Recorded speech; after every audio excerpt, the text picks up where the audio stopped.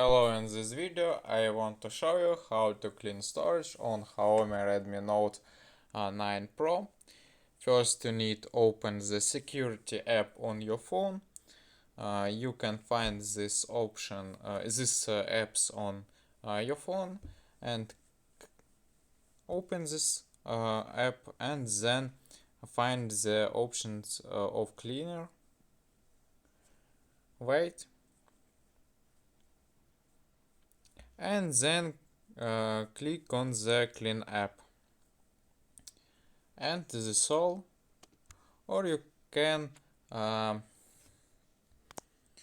choose another way and go to your setting and find the apps, select it, click on the manage apps and find the apps you want to clean, and click on the clear data and clear cache.